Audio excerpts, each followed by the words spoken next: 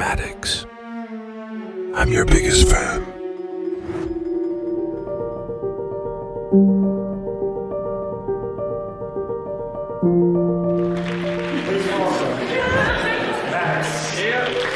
For over 20 years, I've run one of the longest-running humor sites on the internet. I've published books, worked on TV shows, and even video games. Along the way, I've met thousands of fans. Most of them have been awesome, but some, unfortunately, have become obsessed and tried to get into my personal life. This is the story of what happens when fans become stalkers.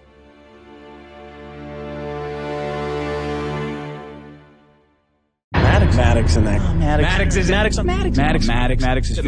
Maddox. After all the stalking, threats, fraud, doxing, invasion of privacy, extortion, theft, and damages caused by this stalker, you might be wondering, why hasn't there been a lawsuit? In part because for over 21 years, and all the projects I've worked on, all of these events, I've met and worked with thousands of people, and I've never had a problem with any of them. That is until I met this stalker. This stalker, on the other hand, has been involved in at least 5 legal threats or lawsuits in the last 6 years alone. He went right from his old company that ended in a legal mess, right into a podcast with me that also ended in a legal mess. He is the only common denominator. Lawsuits follow him around almost as much as he follows me around. And true to form, the first legal threat actually came from Fanboy when he tried to sue me for releasing my 3.5-minute video. And so did the second legal threat. Fanboy is the most litigious person I've ever met. The guy who pretends to be a free speech warrior immediately clutches his pearls and runs to lawyers to try to silence me after my one and only public statement in response to his months of slander and harassment. And I know the litigious crybaby bitch is going to try to silence me and remove this video as well. And of course, after his first legal threat, he actually did escalate to the courts when I tried to protect my brand from piracy and unauthorized use. The month after my podcast ended, one of my Stalkers moderators and contributors named Hayden Lueck asked him if it was okay to pirate my premium content. These were bonus episodes that were sold to monetize my old podcast. My stalker let him pirate this content without my permission, effectively forfeiting his copyright and the ability to monetize them in the future. Hayden then hosted my premium content illegally and said that a lot of people were downloading it. This was theft of my intellectual property, and Fanboy allowed it. But when it comes to his own intellectual property, Fanboy is a giant fucking hypocrite and doesn't allow anyone to share his premium content, which is to say, my premium content, since they're just stories I told him years ago that he retells poorly. Maybe I'll tell that story in the next bonus episode. And if that wasn't bad enough, in late 2016, Fanboy was planning on recording new episodes of my old podcast without my authorization. I believe he did this to either force me back into business with him or to provoke a response out of me so he'd have more excuses to talk about me, since it was the biggest draw to his show and a desperate last attempt to cling on to any sort of relevance. But since he was planning on using my brand to record new episodes without my authorization, and because he publicly allowed people to steal my premium content, I had to file a trademark to protect my brand to stop it, and it's my right to do so. This stalker was itching for a legal confrontation, because then he could turn it into a big public spectacle like he did with the restraining order. He knew that even if he lost, that he could drag this on in court forever to produce content from the ensuing lawsuit. Then he'd use the funds from the smear campaign to keep fueling the lawsuit. It was a lose-lose situation for me, and he was ecstatic to try to sue me, saying, "Gentlemen, start your lawsuits." Fanboy tried to argue in court that we were equal partners, despite the fact that I put in 90% of the sweat equity. I built the brand and image. I exclusively bought and paid for the domain. I booked our live shows, did all the marketing, moderation, editing, and brought in most of the audience. In fact, the concept was based on my website, and even the title was inspired by this chapter in my book, Crappy Children's Artwork. This was written and published in 2011, years before the podcast. It was always understood that the podcast was my brand and it was marketed as such. My name and likeness were used in over 39 of the thumbnails, and there were 0 of Fanboy alone and only 3 in conjunction with me. And if there is still any doubt that it was always my brand, we established it multiple times in writing. In fact, here's an early email chain where I discuss branding the show so it's consistent with my best page in the universe image, and Fanboy agreed. And here's another email I sent to Fanboy and our mutual manager at the time, making it clear that I would retain ownership if we licensed my brand to an animation company. And another email from years before where I spelled out and established my brand to him and an executive we were working with. Nobody objected. And besides doing 90% of the work, I also created many of the thumbnails myself, which I was never compensated for, so I owned them. Everyone else who created artwork for the show was paid except for me. So when I discussed it with Fanboy, he acknowledged that I own it and it was my sole right to compensate myself with merchandise sales, like at the end of my live shows, which were also copyrighted by me. And speaking of copyrights, my copyright notice is even on some of the artwork that he's illegally hosting on his website. My trademark attorney's first suggestion was to mediate to try to resolve things in good faith, because that's what reasonable people try to do. Court isn't something to be used as a spectacle and should only be used as a last resort. Of course, Fanboy rejected this and immediately started promoting this frivolous lawsuit for content. Then my lawyer told me that it would be very expensive to fight this, and I didn't have the funds to protect my rights at the time, so I had no choice but to fold. I had to cede part of my podcast to my vindictive stalker. This stalker has always had deep pocketbooks, in part because he used to brag that his parents bought him a house in Arizona, and he used to brag about all the free money he would collect from tenants. Not being able to defend yourself in court is what injustice looks like. Someone with deep enough pockets can abuse the legal system and cost you money indefinitely. But in 2021, my stalker did finally reboot my podcast with a new co-host, which was exactly what I was trying to prevent by trademarking it. Again, he doesn't have my authorization to do so. It's my brand and my IP. You just glom onto someone who's way more famous than you. And if you thought things couldn't get scummier, they're charging money for it on Patreon, none of which is being given to me. This is just theft. They're using my IP without my authorization and profiting off it like a bunch of fucking loser thieves. So finally, after years of damages due to his smear campaign and the constant harassment, doxing, fraud, stalking, and coordinated attacks to write negative reviews of my books, shows, and podcasts, it became clear that a lawsuit was unavoidable. At one point, the police suggested I contact the FBI and even tried the legal route, so that's what I did. This type of smear campaign is so gratuitous and large in scope that it's almost unheard of, but there are a few precedents. In 2009, a jury awarded a couple $13.8 million when Mark and Rhonda Lesher won a lawsuit against people who were slandering and harassing them for about a year on a message board. And just like my case, they included false allegations and rumors of sexually transmitted diseases, sexual misconduct, and crimes they never committed. When you allege that someone has STDs, that's a special type of defamation called defamation per se, where damages are automatically assumed.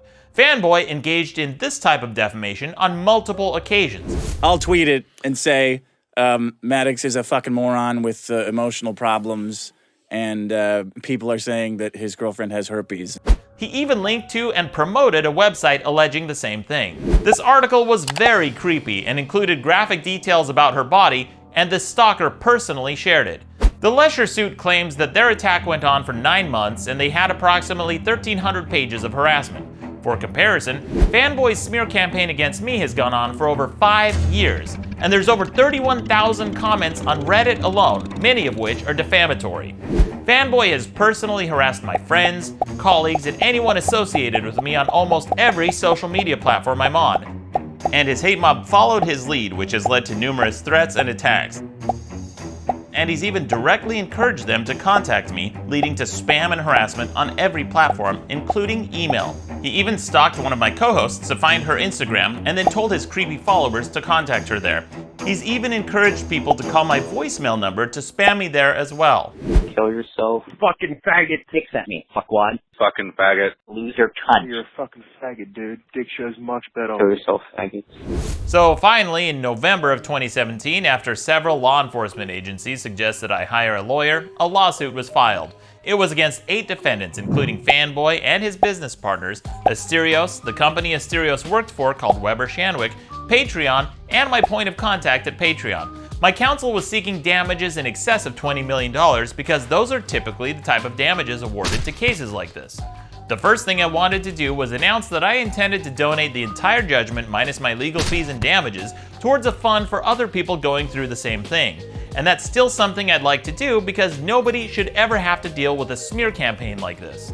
But my lawyer insisted that I stay silent like most lawyers would do.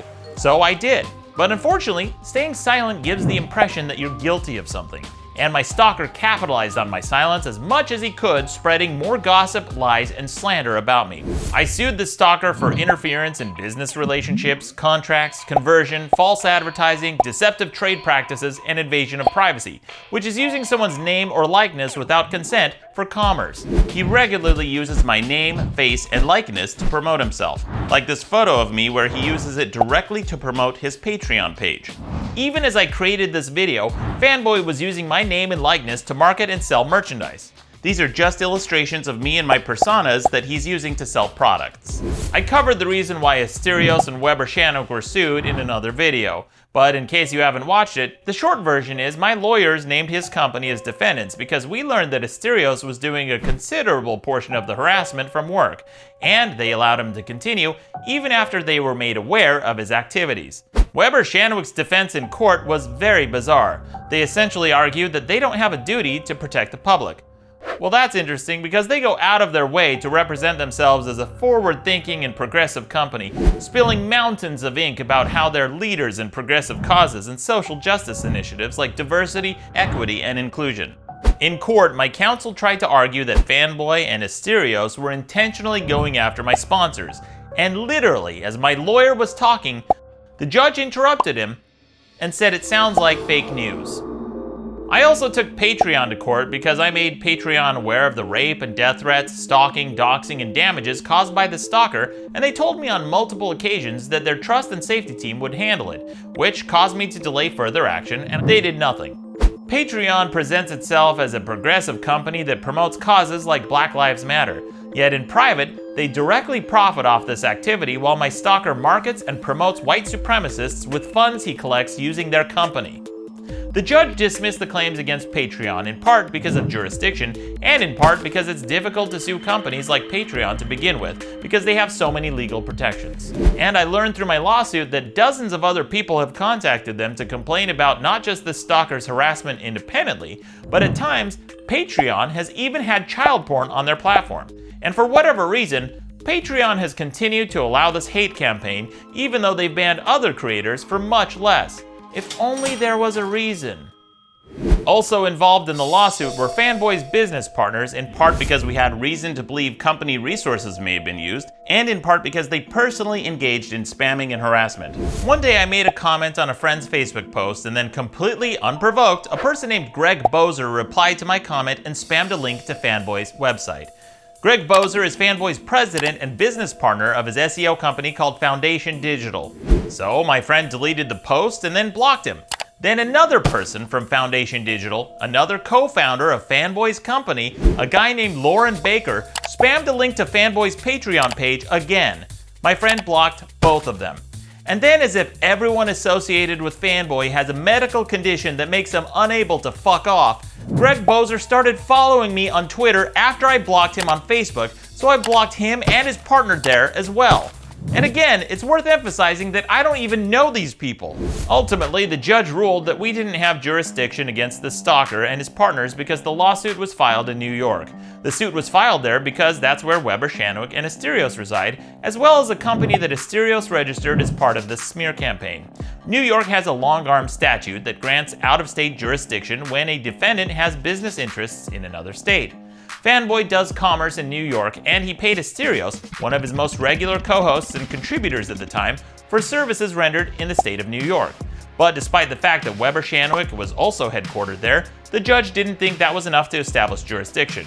So the evidence in this video was never presented, and much of this case was never heard. Nobody won, nobody lost, and the judge said we could refile in California. But when my lawyers wanted to refile, I held off because lawsuits are expensive, time-consuming, and there's no guarantee I wouldn't get another judge who'd brush off this case by calling it fake news. So the majority of the evidence in this video has never been seen in court.